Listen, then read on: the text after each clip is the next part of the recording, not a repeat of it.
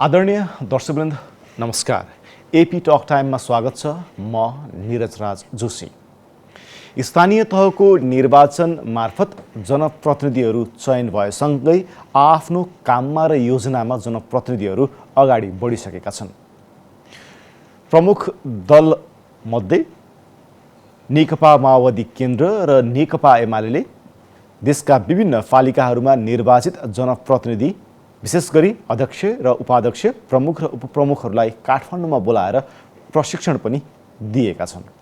एमाले हिजोबाट आफ्ना जनप्रतिनिधिहरूलाई प्रशिक्षण दिन सुरु गरेको छ। यो 2 दिने प्रशिक्षणले जनप्रतिनिधिहरूलाई के फाइदा हुन्छ?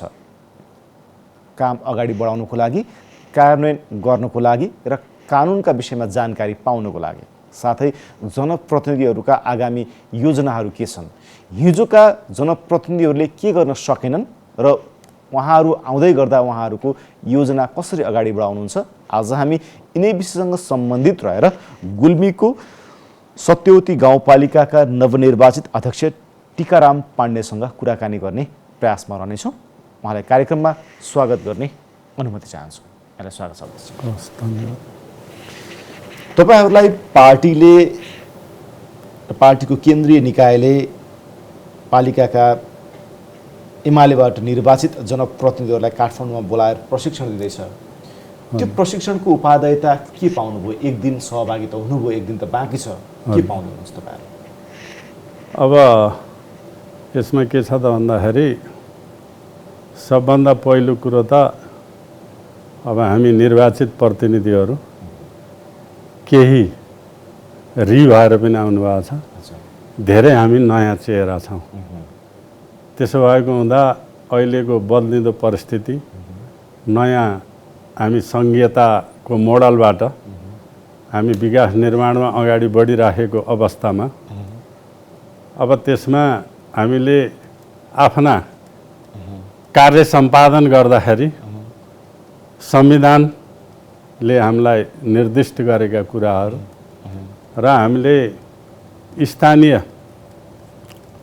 निकायले आफ्नै कार्यविधि ऐन बनाएर त्यहाँको विकास निर्माणदेखि लिएर रासो अभिवृद्धिदेखि रासोका स्रोतहरू पहिचान गर्ने कुराहरू समेतको ठुलो जिम्मेवारी अब स्थानीय सरकार एउटा जनतासित प्रत्यक्ष सम्बन्ध पनि राख्ने, जनताका हरेक सेवाहरू वडा र गाउँपालिकाबाट नै प्रवाह हुने हुँदा अब त्यसमा हिजो कतिपय प्रशिक्षणको अभावले धेरै हाम्रा हिजो निर्वाचित गाउँपालिका अध्यक्षहरू अहिले अख्तियारको जुन चाहिँ अब घेराभित्र पनि हुनुहुन्छ, उहाँहरू अख्तियारको परिबन्धमा हुनुहुन्छ। त्यसो हुँदा ती कुराहरूबाट अब ज्ञान आर्जन गरिसकेपछि आफूहरूले निर्णय गर्दाखेरि धेरै विचार गरेर कानुन र संविधानको मर्म अनुसार गराउनको लागि यो समयमा नै हामी यही 10 गतेभित्र नीति तथा कार्यक्रम गाउँपालिकाको, नगरपालिकाको, महानगरपालिकाको प्रस्तुत गर्ने हाम्रो संविधानले व्यवस्था गरेको छ।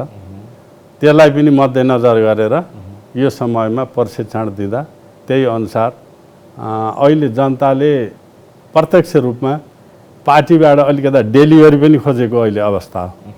त्यसो भएको हुनाले यो बजेटबाट जनतालाई प्रत्यक्ष रूपमा फाइदा, स्वरोजगारका कुराहरू छन्, आत्मनिर्भरका कुरा छन्, जनताको जीवन स्तर उठाउने कुराहरू छन्। हिजो हामीले स्थानीय निकायको चुनावमा आफ्नो घोषणापत्र मार्फत, त्यहीँको स्थानीय घोषणापत्र, पार्टीको घोषणापत्र मार्फत पनि ती कुराहरू हामीले राखेका थियौँ। हामी निर्वाचित भइसकेपछि यो अब मेरै गाउँपालिकाको कुरा गर्दाखेरि सत्यवती गाउँपालिकामा यो विषयमा म आउँछु तपाईसँग फेरि। हैन, त्यो कुराहरू सबै पार्टीबाट त राखिएको हुँदा अहिले त्यो कार्यक्रम बनाउनुभन्दा पहिल्यै जुन पार्टीले यो प्रशिक्षण कार्यक्रम राख्यो त्यसले त्यतातिर जानलाई सहज र एउटा गोरेटो हामीलाई चाहिँ गोरेटो मार्ग निर्देशन गर्ने कामहरू यो प्रशिक्षणबाट भएको छ। तपाईहरू जनतासँग प्रत्यक्ष जोडिने स्थानीय सरकारको प्रमुख तपाईँ भइरहँदाखेरि तपाईहरू पार्टीको दूत पनि हो यो मानेमा, तपाईहरू पार्टीको भोट ब्याङ्क बढाउनको लागि भूमिका खेल्ने तपाईहरू प्रमुख आधार हो जनस्तरमा हेर्ने हो भने, त्यो मानेमा हिजोका जनप्रतिनिधिहरूले राम्रो काम गरिदिएनन् तसर्थ पार्टी कमजोर भयो भन्नेहरूको पनि विश्लेषण छ। यसमा तपाईँहरूको आफ्नो राय चाहिँ के हो? पार्टीले कसरी तपाईँहरूलाई हेर्न सकेन या तपाईँहरू र पार्टी बिचको ग्याप चाहिँ कहाँ रह्यो भन्ने तपाईँहरूलाई फिल भइरहेको छ? हिजोका जनप्रतिनिधिहरूले राम्रो गरेनन् भन्ने कुरो त सबैलाई त समग्रमा भन्न सकिन्न। राम्रो काम गर्ने प्रतिनिधिहरू फेरि रिभर पनि आउनु भएको छ। त्यो मात्र ममा भन्नुपर्ने आवश्यकता छ। रिभर पनि आउनु भएको छ। हिजो हाम्रो पार्टी अलिकता त आफ्ना निर्वाचित जनप्रतिनिधिहरूलाई प्रशिक्षण गर्ने कुराहरूमा पार्टी चाहिँ चुकेको कारणले हिजोका हाम्रा प्रतिनिधिहरूले जति पनि काम गर्नुभयो आफ्नै खालले गर्नुभयो। आफ्नै सोच आफ्नै विचारले अगाडि बढ्नुभयो। पार्टीको कुनै गाइडलाइन, पार्टीको कुनै नीति, प्रशिक्षण आदि इत्यादि उहाँहरूलाई केही पनि थिएन। एउटा अब हाम्रो नेकपा एमाले र माओवादीको बिचको गठबन्धनले पनि पार्टी र जनप्रतिनिधिहरूको बिचमा कमिटी नबन्दाखेरि पनि ग्याप रह्यो। त्यो ग्यापको कारणले उहाँहरूलाई त्यो प्रशिक्षण आदि इत्यादि भएन। ती कारणहरूले पनि कतिपय प्रतिनिधिहरू आफ्नै खालले उहाँहरू अगाडि बढ्नुभयो, एकल खालले अगाडि बढ्नुभयो। त्यसले पनि अब पार्टीलाई अलिकति हानि भयो र जनताहरूले जुन आश गरेर यो सङ्घीयता आइसकेपछि धेरै आकाङ्क्षाहरू हामीले पार्टीको तर्फबाट पनि जनतालाई धेरै चाहिँ आकाङ्क्षा हामीले पनि बढाएका हौँ। हामी निर्वाचित प्रतिनिधिहरूले हामीले पार्टीको तर्फबाट पनि र जनताका आकाङ्क्षाहरू धेरै भए। त्यही अनुसार पार्टीबाट निर्वाचित प्रतिनिधिहरूले काम नगर्दाको कारण एउटा यो कारण पनि हो। अर्को अब एमालेको कुरो गर्दाखेरि सारा शक्ति एकातिर, अब सिङ्गल एमाले मैदानमा थियो र त्यो मैदानमा हुँदाखेरि अब एमालेको पक्षमा जनताहरू नभएको होइन, एमालेको पक्षमा अहिले पनि एमाले पहिलो दल हो मतको आधारमा। प्रतिनिधि अथवा पालिकाको गणितीय हिसाबले एमाले दोस्रो होला। जनताको मतको तुलना अथवा जोड्ने हो भने हामी एक नम्बरमा छौँ र राज्य शक्ति सारा शक्ति प्रयोग गर्दा पनि हामी यो ठाउँमा आउनु भनेको हाम्रो पछाडि जनताको ठुलो चाहिँ आश अझै पनि एमाले प्रति नै छ। तपाईँहरूको भाषा पार्टीकै अध्यक्षको भाषासँग उस्तै मिल्न जाने क्या? यो पनि प्रशिक्षणै हुन्छ कि के? उहाँको भाषासित हो होइन, हाम्रो आफ्नै अब निजी भाषा हो होइन। त्यसो भएको हुनाले अब यो त देशभरि भएकै कुरा हो।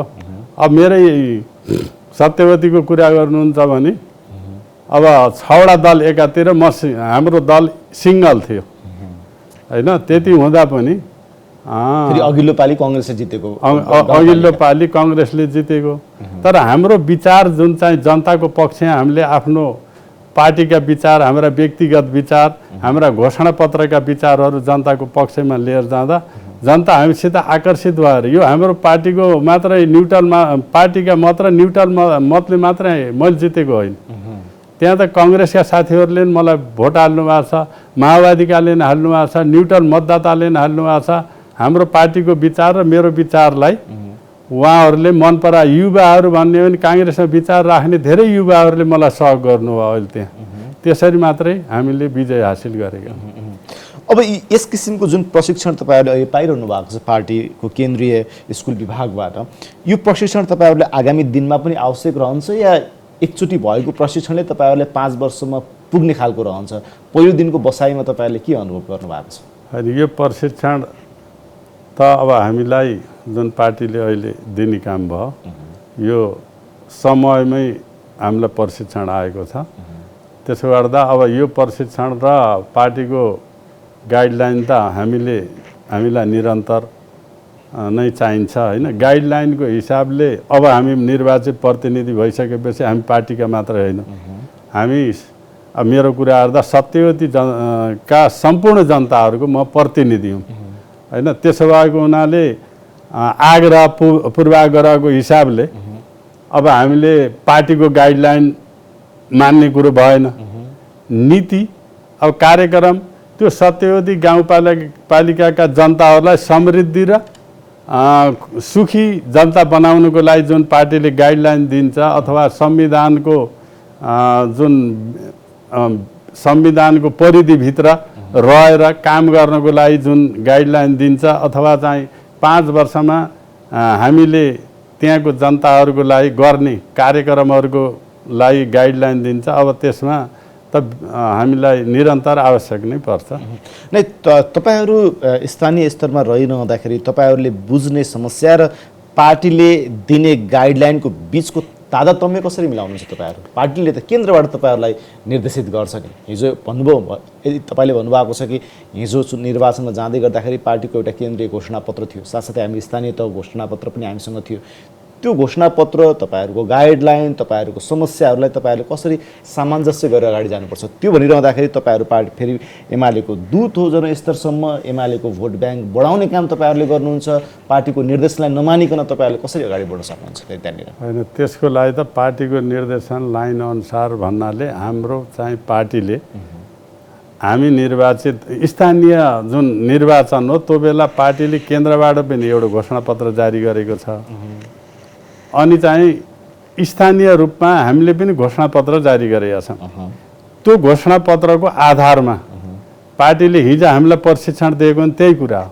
घोषणापत्रको आधारमा घोषणापत्रलाई तपाईँहरूले टेक्नुहोस्, त्यही आधारमा तपाईँहरूका विकास निर्माणका कामहरूलाई अगाडि बढाउनुहोस्, नीति कार्यक्रम ल्याउँदा त्यही अनुसार गर्नुहोस्, 5 वर्ष कार्यक्रम गर्नुहोस्, आवधिक योजना बनाउनुहोस् भन्ने खालका तिनै गाइडलाइन हुन्। तिनै गाइडलाइनभित्र हामी रहेर हामीले काम गर्छौँ। तपाईँहरूलाई पार्टी केन्द्रको मूल गरिकन सन्देश चाहिँ के छ? भोट ब्याङ्क बढाउने सन्देश छ या अब आउँदै गरेको प्रदेशसभा र प्रतिनिधि सभाको निर्वाचनमा गुल्मीबाट एमाले हिजो जसरी 2वटा क्षेत्रमा जित हासिल गरेको थियो त्यसलाई फेरि कायम राख्नुपर्ने भन्ने हुन्छ या के छ? पार्टीले अब त्यहाँ निर्वाचनको बारेमा त्यो प्रशिक्षण त्यो कुराहरू भन्दा पनि हामी निर्वाचित भइसकेपछि जनताको सित सम्बन्ध समधुर बनाउने कुराहरू, हाम्रा बोलीचाली आदि इत्यादि जनतासित राम्रो बनाउने कुराहरू, अनि चाहिँ विकास निर्माणको सवालमा र जनताको जीवन स्तर उठाउने सवालमा जति हाम्रा घोषणापत्रमा उल्लेख गरिएका कुराहरू छन् त्यसमा टेकेर, त्यो जगमा टेकेर तपाईँहरू अगाडि बढ्नुपर्छ। तपाईँहरूले निर्णय गर्दाखेरि संविधान र स्थानीय ऐन विपरीत तपाईँहरूले निर्णय गर्न हुँदैन। त्यसैमा टेकेर तपाईँहरूले निर्णय गर्नुपर्छ, जुनसुकै निर्णय गर्दा पनि भन्ने कुराहरू नै हो। भनेपछि तपाईँहरूलाई 5 वर्षमा कसरी बचेर काम गर्ने, कसरी जनताका आवश्यकताहरू पूर्ति गर्ने र कानुनमा भएका कुराहरू र कानुनको परिधिका बारेमा तपाईँहरूलाई चाहिँ सागोपागो जानकारी दिने काम चाहिँ प्रशिक्षणबाट भइरहेको छ। हिजोको त्यही हो। अब आजको प्रशिक्षण कुन बुदामा आउँछ त्यो अब अहिले 10-10:30 बजेपछि थाहा हुने कुरा। अब तपाईँको आफ्नो पालिकामा यो 5 वर्षमा मैले यसरी काम गर्छु भन्ने सरस्वती मोटामोटी तपाईँका योजनाहरू के छन्? यो 5 वर्षमा सत्यवती गाउँपालिका भनेको के हो त भन्नुहुन्छ भने यो प्राकृतिक हिसाबले स्रोत साधन भएको एउटा गाउँपालिका हो। गुल्मीकै स्रोत साधनले सम्पन्न गाउँपालिका हाम्रो गाउँपालिका हो। यो नेपाल सरकारले 100वटा जुन गन्तव्य नेपालका गन्तव्य स्थानहरू तोकेको छ त्यो मध्ये 100 भित्र हाम्रो सत्यवती गाउँपालिका पनि हो। सत्यवतीको टुरिज्म क्षेत्रलाई यसलाई अगाडि बढाउन सकिन्छ भनेर पर्यटकीय हिसाबले सत्यवतीलाई विकास गर्ने सोचको साथ आएको त्यो एउटा गन्तव्य स्थान हो। त्यसो भएको हुनाले हामीले 5 वर्षमा सत्यवतीमा केही परिवर्तन त्यहाँ चाहिँ दिने हिसाबले हाम्रो सोच छ। त्यो परिवर्तनको कुरा गर्दा शिक्षाको क्षेत्रमा, स्वास्थ्यको क्षेत्रमा, कृषिको क्षेत्रमा, पर्यटनको क्षेत्रमा, हरेक क्षेत्रमा अब सुधार हामीलाई के लागेको छ भन्दाखेरि जनताले अहिले विभिन्न निर्वाचनले देखियो छ, जनता अलिकता बहुदलीय उसमा पनि प्रश्न चिन्ह अलिअलि खडा गर्न जनताले थालेको अहिलेको अवस्था हो। त्यसो गर्दा जनताले प्रत्यक्ष डेलिभरी, कुरा भन्दा पनि डेलिभरी खोजेको अहिलेको अवस्था हो। त्यसो गर्दा जनतालाई प्रत्यक्ष डेलिभरी दिने गरी खास गरेर अहिले हामीले कृषिलाई पहिलो प्राथमिकतामा, अहिले हाम्रो बजेटभन्दा कृषिलाई पहिलो प्राथमिकतामा राखेर 1200-1500 घर कुरियालाई हामीले अहिलेदेखि नै अब 79-80 आर्थिक वर्षदेखि नै उनीहरूलाई स्वरोजगार बनाउने हिसाबले हाम्रो कृषि कार्यक्रम आउँदैछ र अरू आइएनजिओहरूसित पनि अरू संस्थाहरूसित पनि सहकार्य गरेर अब जस्तै कृषिको विषयमा धेरै पालिकाहरूले जोड दिन्छन्, रोजगार, स्वास्थ्य, शिक्षा। कृषिकै प्रसङ्गमा कुरा गर्ने हो भने तपाईँहरूले योजना बनाउनुहुन्छ, किसानले तपाईँहरूबाट बिउ बिजन पनि पाउँछ होला, उत्पादन गर्छ, तर त्यो उत्पादनको बजारीकरणमा चाहिँ पालिकाहरूले ध्यान दिएको जस्तो देखिँदैन। उनीहरूले जुन उत्पादन गरेको छ त्यो सड्ने स्थितिमा रहन्छ, घरमै थुपार्नु पर्ने स्थितिमा रहन्छ, त्यसको बजारीकरणमा तपाईँहरूले कसरी काम गर्नुहुन्छ? हो, एकदम मैले भन्नै खोजेको थिएँ, हजुरले पहिले नै भन्नुभयो। हामी निर्वाचनको बेलामा पनि यो मुद्दालाई बढी चाहिँ उचालेर हामी आएका थियौँ। हामीले के सोचेका छौँ भने बजारीकरण मूल समस्या हो। त्यसको लागि सोझै गाउँपालिकाले किसानले उत्पादन गरेका चिजहरू खरिद्ने र त्यसलाई बजारीकरण गर्ने अलि समस्या हुने हुँदा हामीले सहकारी मोडलबाट किसानहरूले उत्पादन गरेका हरेक चिजहरू हामीले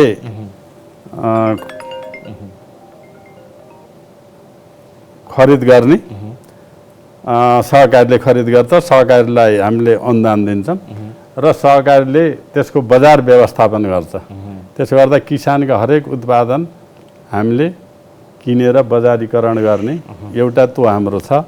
अर्को हाम्रो सत्यवती यो बाख्रा पालनको लागि पनि अति चाहिँ उपयुक्त ठाउँ हो। अब त्यसो गर्दा पशुपालनको लागि पनि हामीले त्यसमा फोकस गर्छौँ। अर्को दुधको लागि भैँसीको लागि पनि, भैँसी पालनको लागि हामीले फोकस गर्छौँ। गाई त्यति सक्षम छैन। यस्ता किसिमका योजनाहरूमा तपाईँहरूले बजेट त दिनुहुन्छ, तर त्यो बजेटको सही तरिकाले उपयोग भएको छ छैन भन्ने कुराको अनुगमन यस अगाडिको 5 वर्षमा पनि धेरै ठाउँमा गुनासोहरू आयो। तपाईँले भन्नुभयो कि त्यस्ता गुनासाका फाइलहरू सम्भवतः केही अख्तियार पनि पुगेका छन्। यहाँनिर तपाईँहरूले नियमन, अनुगमन र निरीक्षण कसरी गर्नुहुन्छ? त्यसलाई हामीले अहिले कृषिमा हामीले अनुदान दिन्नौँ, उत्पादनको आधारमा अनुदान दिने।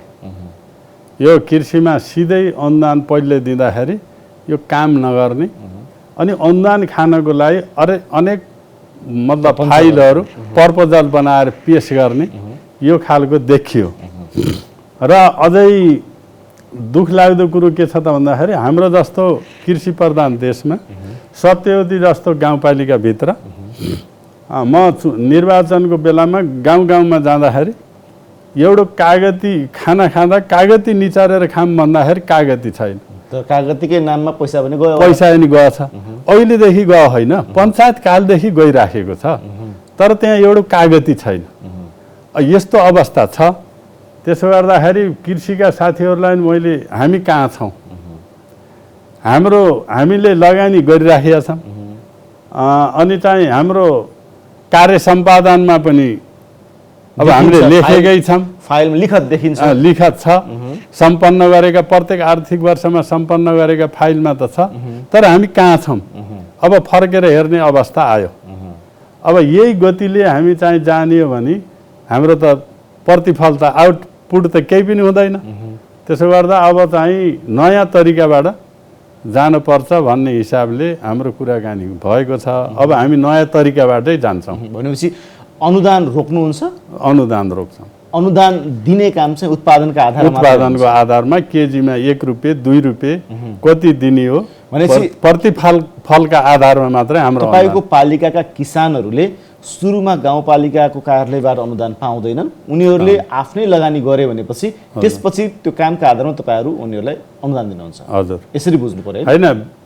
बिउ अनि चाहिँ अब बिरुवाहरू दिने कुरो त रह्यो हैन, त्यो त दिइन्छ। तर प्रपोजल पेश गरेर मैले यो गर्दैछु, मलाई यति गाउँपालिकाबाट अनुदान दिनु पर्यो, यति लाख अनुदान दिनु पर्यो भन्ने हिसाबले हामीले अनुदान दिने। एउटा कुरा नि अध्यक्षज्यू, जस्तै गाउँपालिका होस् या केन्द्रकै योजनाहरू या प्रदेशकै योजनाहरू हेर्ने हो भनेपछि किसानहरूलाई संस्थागत रूपमा तपाईँहरू आउनुहोस् भनेर भनिन्छ। संस्थागत रूपमा आउँदाखेरि अघि हामीले भनेका समस्याहरू निम्तने गरेका छन्। संस्थागत रूपमा आउँदाखेरि प्रपोजल बनाउने, प्रपोजल पेश गर्ने, त्यस बापत पैसा आउने, सर्टेन पर्सेन्ट त्यहाँ कर्मचारीले पनि खाने, सर्टेन पर्सेन्ट त्यहाँको जनप्रतिनिधिले पनि खाने र केही पर्सेन्ट चाहिँ काम गरे जस्तो देखाउने र केही 50% चाहिँ जोगाउने। यो परिपाटी देशभरि नै छ हैन, विभिन्न नाममा छ। यसलाई चिर्नको लागि तपाईँहरू कसरी अगाडि बढ्नु? सबैभन्दा बजेट खर्च हुन्छ तर त्यसको अघि तपाईँले भनेपछि आउटपुट चाहिँ देखिँदैन। त्यो बजेट सही ठाउँमा प्रयोग भएको हेर्नलाई गर्नलाई चाहिँ के गर्ने त? अरे त्यसको लागि पहिलो हामीले अब यो कति सफल हुने हो हैन, यो त चाहिँ अब व्यवहारमा प्रयोग गरेपछि थाहा हुने यो कुरा हो। अहिलेसम्म यी चाहिँ अनुदान दिने जुन प्रयोग भयो यो त व्यवहारमा पुरै असफल भएको कुरा हो। अहिले पनि त्यसैलाई पछ्याउने हो भने त फेरि पनि हामी असफल हुने हो। त्यसो भएको हुनाले त्यो बाटो हामीले पूर्ण छोड्ने जो भनिराखिएको छ हैन। अब हामीले अनुदान उत्पादनको आधारमा अनुदान दिने कुरामा अब त्यसलाई त्यहाँ पनि समस्या छ। किन 10 केजी उत्पादन गरेकाले 20 केजीको ल्याउन सक्छ हैन, त्यहाँ पनि चेकअप गर्न त जरुरी छ। अब त्यसो भएको हुनाले त्यसलाई चाहिँ हामी अनुगमन गरेर टाइटली त्यसलाई एउटा संयन्त्र बनाएर त्यो खालले हामी प्रयोगमा अगाडि बढ्दै जान्छौँ। त्यसले हामीलाई कति सफलता मिल्छ त्यो त भोलिको दिनले बताउने कुरा हो।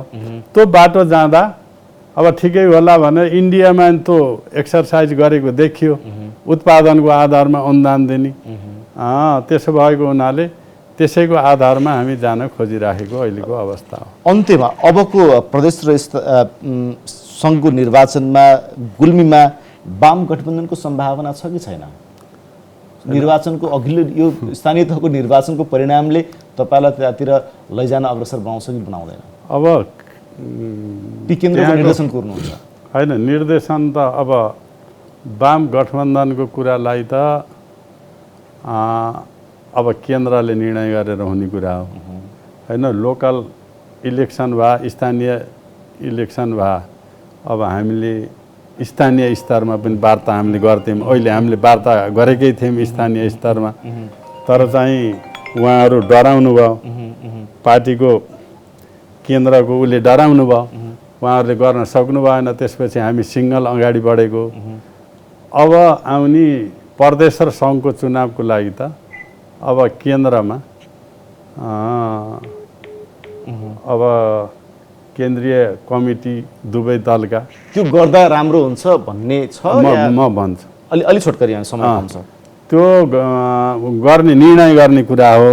अब स्थानीय स्तरमा अलिकता हिजो जुन वाम गठबन्धन भयो त्यो फेरि बिचमा फुट्ने जोडिने आदि इत्यादिले गर्दा कार्यकर्तामा नैराश्यता छ। फेरि गठबन्धन गर्न हुन्न भन्ने खालका कार्यकर्ताहरू पनि छन् हैन, मतदाताहरू पनि छन्। अब त्यो अब कसरी जाने हो हैन। अब गठबन्धन नहुँदा ठिक छ भन्नेहरू पनि छन्। किन भन्दाखेरि हिजो गठबन्धनले पार्टी सङ्गठन ध्वस्त भएको थियो हैन।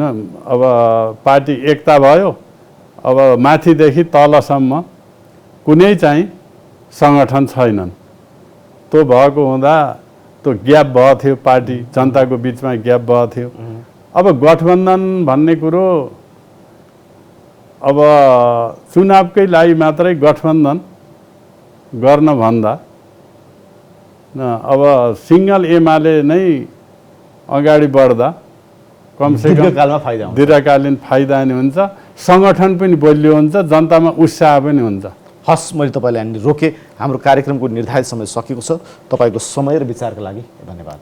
हस्, धन्यवाद। दर्शकबिन्दु, उहाँ हुनुहुन्थ्यो गुल्मीको सतोती गाउँपालिकाका अध्यक्ष टिकाराम पाण्डे। आजको एपी टक टाइमको समय सकेको छ। बिदा दिनुहोस्। नमस्कार।